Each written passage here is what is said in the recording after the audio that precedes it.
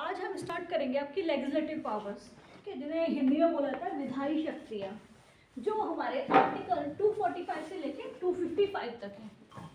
Okay, आपका जो unit 4 है, यूनिट 4 में हमने वैसे पार्लियामेंट पढ़ चुके हैं, ओके, यानी कि आपकी संसद पढ़ चुके हैं, राज्यों के विधानमंडल पढ़ चुके हैं। जब हमने राष्ट्रपति पढ़ा था उनके बाद पार्लियामेंट पढ़ा था, फिर आपका विधानमंडल पढ़ा था, जब हमने गवर्नर के साथ हमने ये पढ़ा था, ठीक है। उसके 4th यूनिट में फिर आपके आता है डिस्ट्रीब्यूशन ऑफ लेजिस्लेटिव पावर्स, ठीक है, यानी कि डिस्ट्रीब्यूशन ऑफ लेजिस्लेटिव पावर्स। इसके बाद आपका नेक्स्ट टॉपिक रह जाएगा आपका अमेंडमेंट का, यानी कि कॉन्स्टिट्यूशन का अमेंडमेंट, ठीक है। तो अभी स्टार्ट करते हैं आपका डिस्ट्रीब्यूशन ऑफ लेजिस्लेटिव पावर्स, ठीक है। आपका जो पार्ट 11 में है वो क्या कहता है, relation between union and state. ये याद रखेंगे, जितने भी पार्ट हैं सभी पार्ट्स में क्या टाइटल हैं, क्या क्या दे रखा है, ये याद रखेंगे आप, ठीक है। टोटल आर्टिकल नंबर याद रखेंगे, टोटल शेड्यूल याद रखेंगे, और एनफोर्समेंट डेट जो इसकी है वो याद रखेंगे, ठीक है। तो हम आ जाते हैं पहले आर्टिकल 245। आर्टिकल 245 क्या कहता है आपका, कि संसद द्वारा और राज्यों के विधानमंडलों द्वारा बनाई गई विधियों का विस्तार, ठीक है। आपको पहले भी जैसे बताया है कि कोई भी लॉ होता है तो वो संसद में जाता है, यानी कि दोनों सदनों के बीच डिस्कशन होता है, उसके बाद राष्ट्रपति जी के पास जाता है, वो उसको अपनी मतलब परमिशन देते हैं कि हाँ जी ये वैलिड है, इसको आगे बढ़ाया जा सकता है, ठीक है। एक्सेप्ट करना और एक्सेप्ट नहीं करना उनके हाथ में रहता है कि इसको एनफोर्स करना है या नहीं करना है, ठीक है। तो क्या बोला है, संसद द्वारा और राज्यों के विधानमंडलों द्वारा बनाई गई विधियों का विस्तार, यानी कि किस कहाँ तक वो विधि बना सकते हैं, यानी कि लॉ बना सकते हैं। विधि का मीन्स है यहाँ लॉ, कौन सा लॉ बना सकते हैं, ठीक है। तो क्या बोल रहे हैं यहाँ पे कि इस संविधान के उपबंधों के अधीन रहते हुए संसद भारत के संपूर्ण राज्य क्षेत्र या उसके किसी भाग के लिए विधि बना सकेगी, और किसी राज्य का विधानमंडल संपूर्ण राज्य या उसके किसी भाग के लिए विधि बना सकेगी, ठीक है। पहली बात क्या आ रही है आपकी, कि जो आपकी पार्लियामेंट है,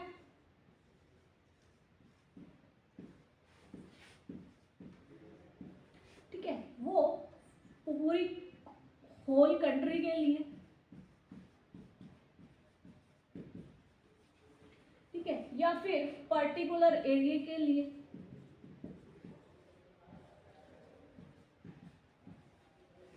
उसके बाद फिर आपकी क्या आ रही है, विधानमंडल की बात आ रही है,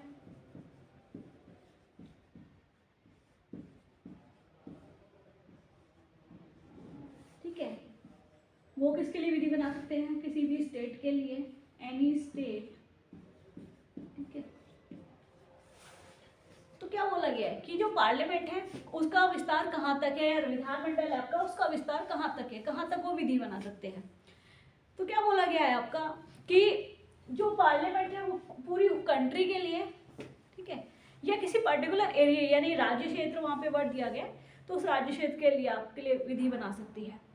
दूसरी बात आती है कि विधानमंडल की, कि वो किसके लिए विधि बना सकती है। तो यहाँ बोला गया है किसी राज्य का विधानमंडल संपूर्ण राज्य यानी कि किसी राज्य के लिए या उसके किसी भाग के लिए ना, किसी मतलब कोई आपका स्टेट है, स्टेट में कोई सिटी है या कोई पर्टिकुलर एरिया है, उसके लिए लॉ बना सकता है, ठीक है। तो 245 आपका ये बोलता है। 245 का 2 क्या बोलता है, यानी कि सब क्लॉज 2 क्या कहता है, जरा देखिए। संसद द्वारा बनाई गई कोई विधि इस आधार पर अविधि माने नहीं समझी जाएगी कि उसका राज्य क्षेत्र प्रवर्तन होगा, ठीक है। पहली बात कि जब वो विधि बनाएंगे तो अविधि माने नहीं समझा जाएगा, यानी कि उसका प्रवर्तन होगा ही, ऐसा माना जाए, ठीक है। फिर आपका आर्टिकल 246, आर्टिकल 246 क्या कहता है, जब आप शेड्यूल 7 पढ़ेंगे तो शेड्यूल 7 में आपको लिस्ट दे रखी है, ठीक है। उसमें आपकी 3 लिस्ट दे रखी हैं, यूनियन लिस्ट, स्टेट लिस्ट, नहीं सॉरी कॉन्करेंट लिस्ट, और आपकी यानी कि समवर्ती सूची, राज्य सूची, और ठीक है 3 सूचियाँ दे रखी हैं आपकी, संघ सूची, ठीक है। तो वहाँ पे 3 सूचियाँ दे रखी है, उन सूचियों यानी कि उन लिस्ट में आपको उनके सब्जेक्ट्स दे रखे हैं कि कौन सी सब्जेक्ट किस लिस्ट में आ रहा है। तो जब आप शेड्यूल पढ़ेंगे तो आपको वहाँ बता दिए जाएंगे, ठीक है। अब 246 यही कहता है कि किस मैटर पे वो लॉ बना सकते हैं। क्या कह रहा है कि संसद द्वारा यानी कि बाय पार्लियामेंट और राज्यों के विधानमंडलों द्वारा, ठीक है, यानी कि लेजिस्लेचर ऑफ स्टेट और पार्लियामेंट, क्या कह रहा है, बनाई गई विधियों की विषय वस्तु यानी कि इनके सब्जेक्ट्स क्या होंगे, है ना। सब्जेक्ट की बात आ गई, सब्जेक्ट मैटर की बात आ गई कि 246 बोलता है कि सब्जेक्ट मैटर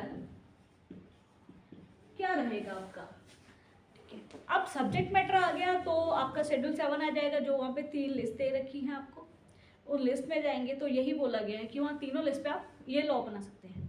तो जरा क्लॉज 1 पढ़ लेते हैं। क्या बोला गया कि खंड 2 और खंड 3 में किसी बात के होते हुए संसद को 7वीं अनुसूची, ठीक है, शेड्यूल 7 आ गया इसमें, सूची 1 में जिससे इस संविधान के संघ सूची कहा गया है, प्रगणित किसी भी विषय के संबंध में विधि बनाने की अनन्य शक्ति होगी। यानी कि शेड्यूल 7 में जो फर्स्ट दे रखा है यानी कि आपका संघ सूची जिसे यूनियन लिस्ट कहेंगे, उस पे विधि बनाने की पूरी पावर है, अनन्य शक्ति बोला गया। फिर क्लॉज 2 पढ़ते हैं। क्या कह रहा है कि खंड 3 में किसी बात के होते हुए भी संसद को खंड 1 के अधीन रहते हुए किसी राज्य के विधानमंडल को भी 7वीं सूची के 3 में जिसे संविधान में समवर्ती सूची कहा गया है, प्रगणित किसी भी विषय के संबंध में विधि बनाने की शक्ति होगी। इसे समवर्ती सूची बोला गया है, उसकी भी विधि बनाने की पूरी पावर्स होंगी, लॉ बनाने की पावर्स होंगी, उसमें अमेंडमेंट्स भी आ जाएंगे, ठीक है। उसके बाद 3 क्या कहते हैं आपका कि खंड 1 खंड 2 के अधीन रहते हुए किसी राज्य के विधानमंडल को 7वीं अनुसूची के सूची 2 में राज्य सूची कहा गया है, ठीक है, स्टेट लिस्ट, प्रगणित किसी भी विषय के संबंध में उस राज्य या उसके किसी भाग के लिए विधि बनाने की अनन्य शक्ति होगी। यहाँ बात आ गई स्टेट की, यानी कि यहाँ जो विधि बनेगी वो स्टेट के लिए बनेगी या उसके किसी एरिया के लिए, जो हमने अभी 245 में देखा भी था, ठीक है। क्लॉज 4 क्या कहते हैं, संसद को भारत के राज्य क्षेत्र के ऐसे भाग के लिए जो किसी राज्य के अंतर्गत नहीं है किसी भी विषय के संबंध में विधि बनाने की शक्ति है, चाहे वह विषय राज्य सूची में प्रगणित विषय ही क्यों ना हो, ठीक है। सब बोला गया है कि भले वो स्टेट का मैटर है लेकिन संसद को पार्लियामेंट को पूरी पावर रहेगी कि वो सब्जेक्ट पे मैटर पे लॉ बना सके, ठीक है। फिर आपका ये 245 246 इम्पॉर्टेंट है, मतलब इम्पॉर्टेंट तो सभी है आपका, लेकिन ये आर्टिकल मोस्ट इम्पॉर्टेंट है तो इनका ध्यान रखेंगे, ठीक है। फिर 247 पे आते हैं। आर्टिकल 247 आपका कहता है कि अगर पार्लियामेंट को लगा कि किसी एरिया में आपके लिए एक कोर्ट खुलवा देनी चाहिए, उसका रीजन कुछ भी रहा हो कि इस रीजन से एक कोर्ट बनाई जा रही है, ठीक है, अब उसका जुडिशियल एरिया हो सकता है कि उनके लिए ना हो या कोई नया स्टेट बना, ठीक है। आर्टिकल 247 किस बात की करता है, न्यू कोर्ट की बात करता है, क्या कहते हैं अपने जरा कुछ अतिरिक्त न्यायालयों की स्थापना का उपबंध करने की संसद की शक्ति, ठीक है।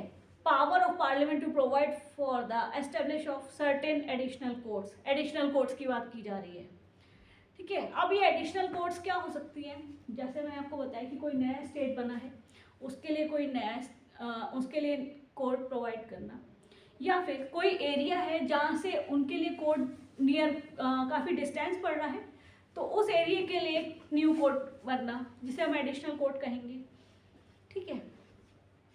क्या है आपने जरा पढ़ लेते हैं। इस अध्याय में किसी बात के होते हुए भी संसद अपने द्वारा बनाई गई विधियों के या किसी विद्यमान विधि के जो संघ सूची में प्रगणित विषय के संबंध में है अधिक अच्छे प्रशासन के लिए अतिरिक्त न्यायालयों की स्थापना का विधि द्वारा बंद कर सके, ठीक है। कोई लॉ बनाएगी जिसके लिए फिर वो एक नए कोर्ट का एस्टेब्लिश कर सकती है, ठीक है। फिर आ जाते हैं कि 248 आर्टिकल 248 क्या कह रहा है, वो बात कर रहा है आपकी आर्टिकल 248, ठीक है। क्या बात कर रहा है, अवशिष्ट विधायी शक्ति, यानी कि रेजिडरी पावर्स ऑफ लेजिस्लेशन। ठीक है, अब बात आ रही है कि भाई पार्लियामेंट को कुछ जब पूरी पावर्स दे दी गई हैं, नया लॉ बना सकती है, तो उनको रेजिडरी पावर्स भी दे दी गई। जरा पढ़ लेते हैं क्या कह रहा है 248। संसद को किसी ऐसे विषय के संबंध में जो संवर्ती सूची या राज्य सूची में प्रगणित नहीं है विधि बनाने की अनन्य शक्ति होगी।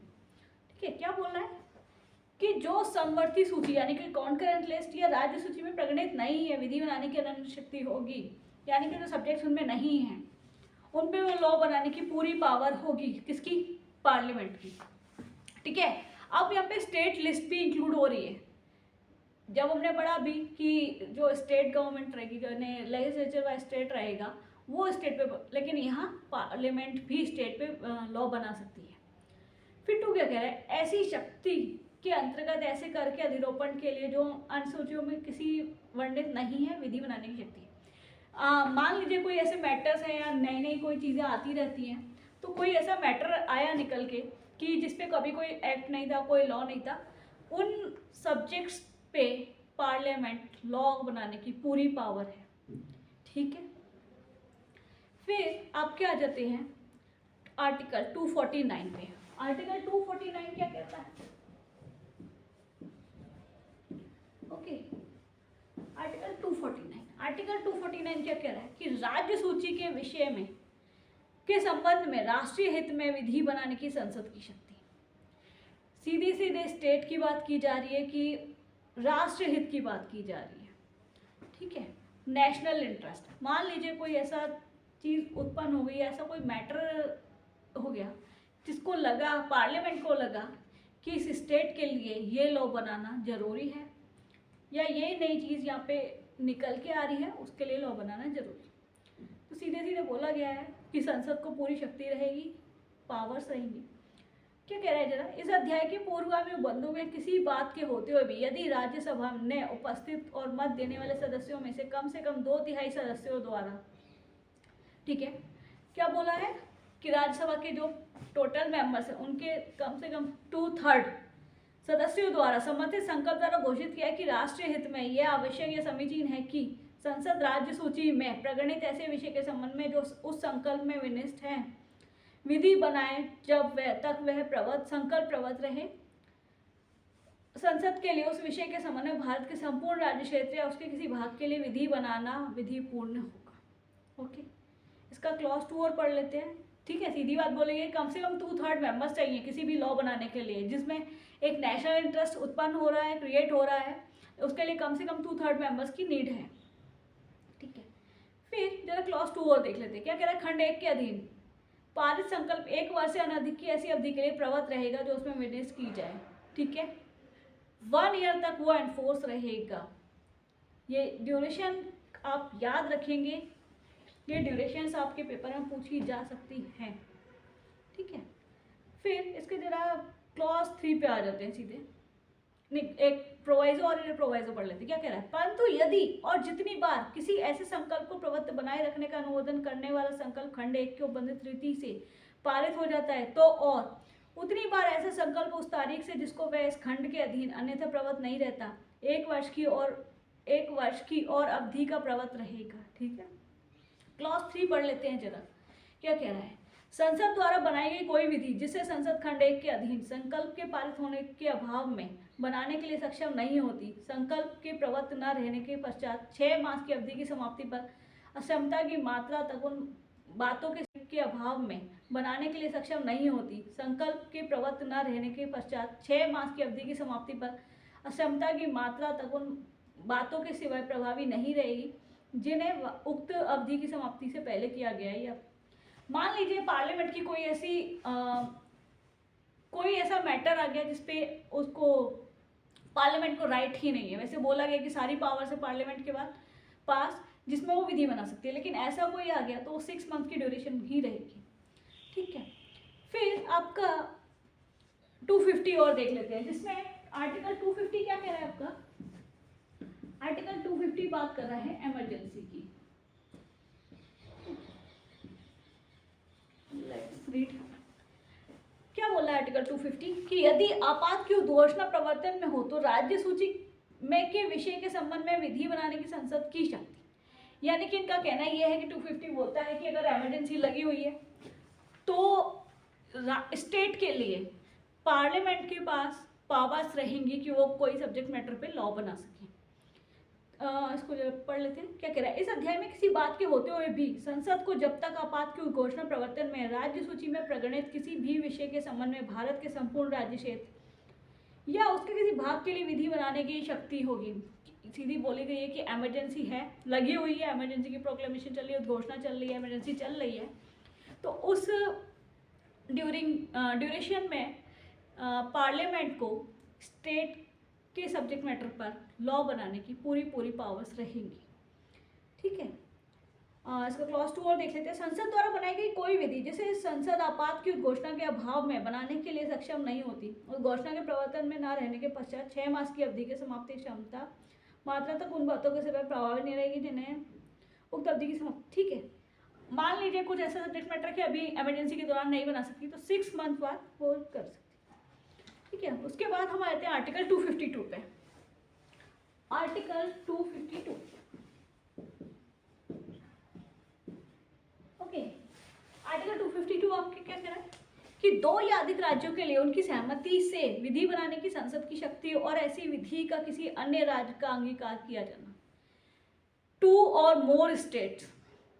ठीक है, मान लीजिए कोई 2 स्टेट हैं या उससे अधिक स्टेट हैं तो उनकी सहमति नहीं है, उनकी परमिशन नहीं है कि हाँ भाई इस चीज़ पे लॉ बनाया जाए, लेकिन संसद को पूरी पावर्स रहेंगी। ठीक है, क्या किया जा रहा है जरा, यदि किन्हीं 2 या अधिक राज्यों के विधानमंडलों को यह वांछनीय प्रतीत होता है कि उन विषयों में से जिनके संबंध में संसद को अनुच्छेद 249 250 अभी हमने पढ़ा है 249 और 50 इमरजेंसी यानी कि यथा उपबंधित के सिवाय राज्यों के लिए विधि बनाने की शक्ति नहीं है, किसी विषय का विनियमन ऐसे राज्यों के संसद विधि द्वारा करे यदि उन राज्यों के विधानमंडलों के सीधी सी अब चीज़ यही है कि वो संसद को लगता है कि इस चीज़ पे लॉ बनना चाहिए लेकिन स्टेट्स उस पर राजी नहीं है तो पार्लियामेंट को पूरी पावर्स रहेंगी कि वो उस पर लॉ बना सकती है।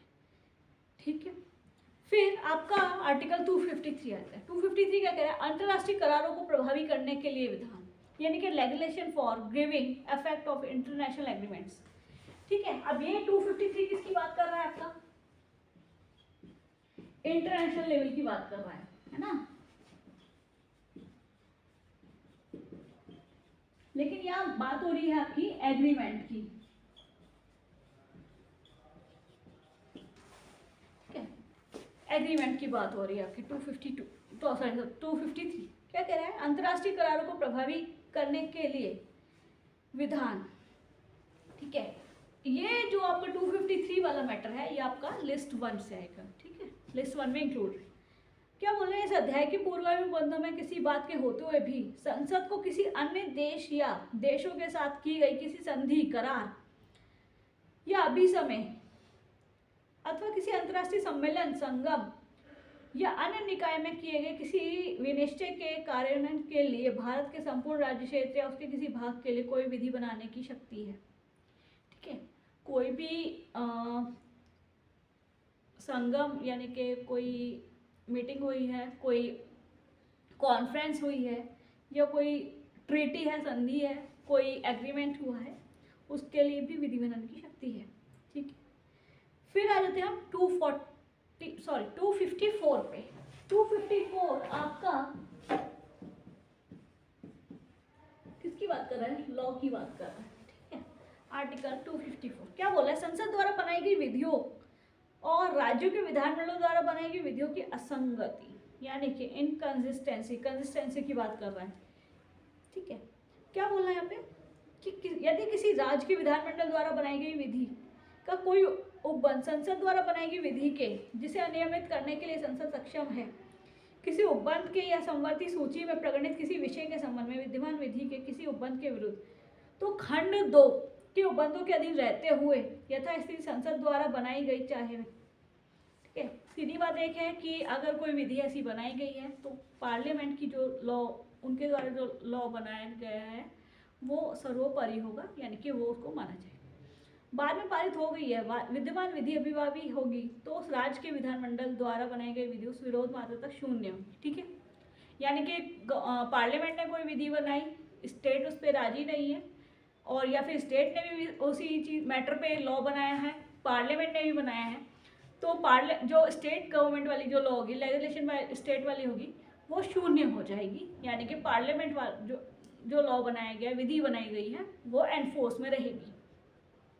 ठीक है, आपका फिर ठीक है, अब जरा एक प्रोवाइजो यहाँ दे रखा है, उसको पढ़ लेते हैं कि परंतु इस खंड की कोई बात संसद को उसी विषय के संबंध में कोई विधि जिसके अंतर्गत ऐसी विधि है जो राज्य के विधानमंडल द्वारा इस प्रकार बनाई गई विधि का परिवर्धन, ठीक है, यानी कि एडिशन, संशोधन मीन्स अमेंडमेंट, परिवर्तन यानी कि वो चेंज करना है, निरसन यानी कि उसको क्या बोलते हैं आपका खत्म करना है, किसी भी समय अधिनियमित करके निवासित नहीं करेगी। ठीक है, ठीक है, बाकी फिर आर्टिकल 255 है, वो आपके लिए इतना इम्पोर्टेंट नहीं है। ठीक है, ओके, थैंक यू।